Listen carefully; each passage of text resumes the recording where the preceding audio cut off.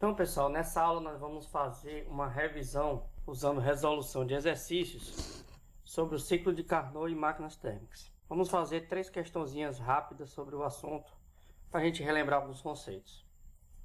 Primeira questão fala o seguinte: uma máquina de Carnot, operando inicialmente com rendimento a 40%, produz um trabalho de 10 joules por ciclo. Mantendo-se constante a temperatura inicial da fonte quente, reduziu-se a temperatura da fonte fria, de modo que o rendimento passou para 60%. Com isso, o módulo da variação percentual ocorrido no calor transferida à fonte fria por ciclo é de... Essa questão ela vai falar sobre o ciclo de Carnot. O ciclo de Carnot ele vai dizer qual é o melhor rendimento possível para uma máquina térmica, usando suas temperaturas. Então nós temos aqui uma fonte quente e embaixo nós vamos ter uma fonte fria.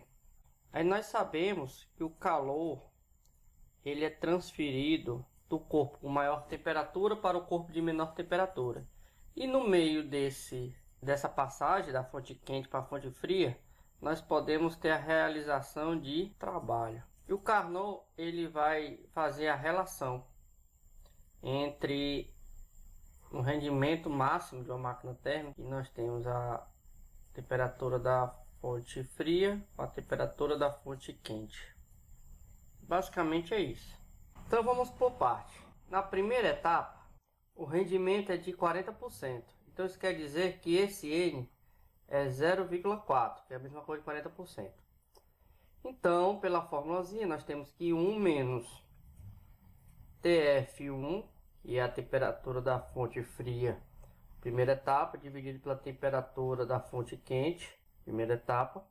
Isso aqui vai dar 0,4. Se você deixar o TF dividido por TQ isolado positivamente, isso vai dar 1 menos 0,4. Só você fazer brincadeira, passa isso aqui para cá e esse outro para o outro lado. Então isso quer dizer que a temperatura da fonte fria 1 dividido pela temperatura quente 1, que tudo é 1, ó, ele vai ser de 0,6. Cuidado, que aqui não quer dizer que o rendimento seja de 60%, só quer dizer a razão entre as temperaturas, tá bom? Vou deixar aqui, equação 1. Vou mudar a cor da caneta para ficar mais didático. Agora nós vamos passar para a segunda etapa. Na segunda etapa, pessoal, ele vai reduzir a temperatura da fonte fria e o rendimento passou a ser 60%.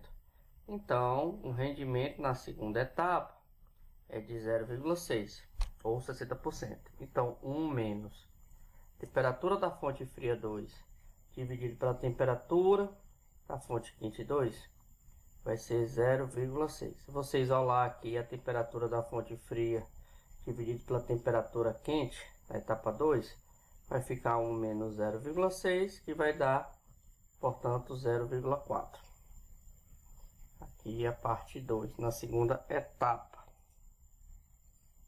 Como a questão quer ver a variação percentual ocorrida no calor transferido à fonte fria por ciclo, então nós vamos pegar aqui, vamos chamar aqui de V, essa variação, e a gente vai subtrair o calor da fonte 1 menos o calor da fonte 2, para pegar essa variação, dividido pelo calor da fonte 1. Só que a questão fala das temperaturas, não é isso? As temperaturas. No entanto, essa relaçãozinha bem aqui, N, também é válida. Fria dividido pela quantidade da fonte quente. Então, se você igualar, nós vamos ver que o calor de cada processo ela vai ser igual à temperatura em Kelvin. Então basta a gente pegar aqui e na primeira etapa a quantidade de calor é F aqui da fonte quente menos 0,4 calor da fonte quente, juntando essas equações, dividido por 0,6. Isso aí você simplificando dá 1/3, que é aproximadamente 33%. Alternativa D. A segunda questão diz o seguinte: podemos considerar como máquina térmica qualquer dispositivo que receba uma quantidade de calor Q1 e converta parte dessa energia em trabalho mecânico. O calor não aproveitado, chamado de Q2, vai ser igual a Q1 menos o trabalho, que é a primeira lei da termodinâmica. Em relação a essas trocas de calor, definimos como eficiência de uma máquina térmica a razão entre o trabalho mecânico pela quantidade de calor entregue à máquina. Em particular, considere uma máquina térmica que opere com as temperaturas 300 Kelvin e 1200 Kelvin. Sobre as informações acima descritas, assinale a alternativa incorreta. Vamos lá. A primeira assertiva vai dizer o seguinte: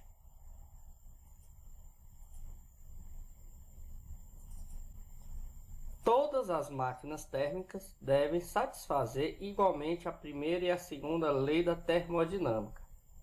Perfeito. Isso está correto. No entanto, ele quer saber a alternativa incorreta.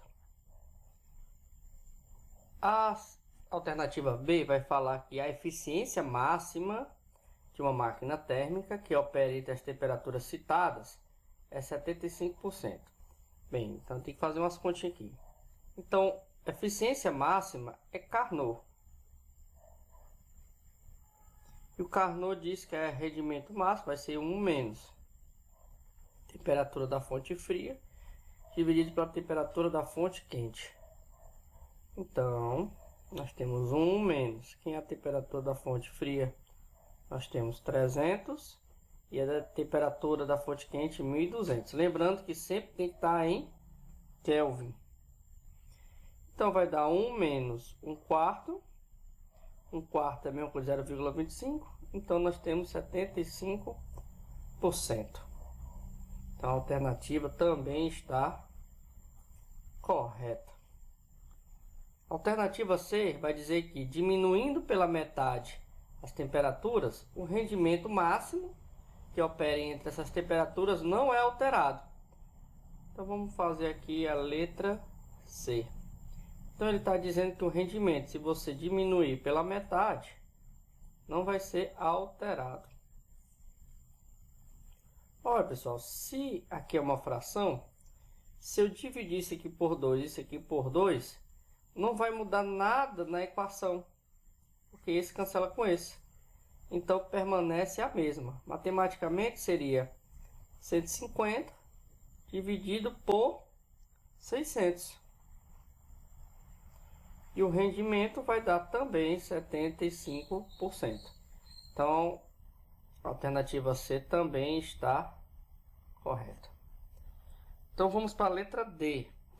Com a tecnologia moderna, é possível construir uma máquina térmica que opere com as temperaturas citadas superior a 75%. Não. O máximo nessas condições é 75%. Não é possível passar desse limite. Então, a alternativa errada vai ser a letra D. Devido à segunda lei da termodinâmica, é impossível construir um dispositivo cujo único efeito seja converter calor integralmente ao trabalho. Correto. Para que isso ocorresse, a temperatura tinha que chegar a 0 Kelvin, que é impossível. Vamos para a última questão. Essa questão eu já tinha falado em aula anterior, mas como nós estamos fazendo uma revisão, eu resolvi utilizá-la novamente. Então ele vai falar sobre teoria dos gases, né? Então um diagrama PV, pressão e volume, para uma determinada amostra de gás está representado na figura a seguir. Se o sistema é levado do estado A para o estado B, ao longo do percurso ACB, fornece-se a ele uma quantidade de calor igual a 100 calorias, e ele realiza um trabalho de 40 calorias. Se por meio do percurso ADB o calor fornecido é de 72 calorias, então qual é o trabalho realizado? Vamos entender aqui a situação. Na primeira situação, ele vai no A, no C e no B. E no A, no C e no B, ele está recebendo uma quantidade de calor de 100 calorias.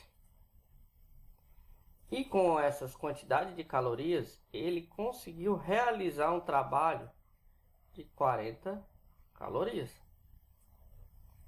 Então, para a primeira lei da termodinâmica, quantidade de calor vai ser a variação da energia interna mais o trabalho realizado. Essa variação da energia interna está relacionado diretamente com a sua temperatura em Kelvin. Então, se aqui eu tenho 40 calorias, e ele realizou um trabalho de 40 calorias, então a variação da energia interna dentro desse gás aqui tem que ser de 60 calorias, porque isso aqui tem que dar exatamente 100 calorias.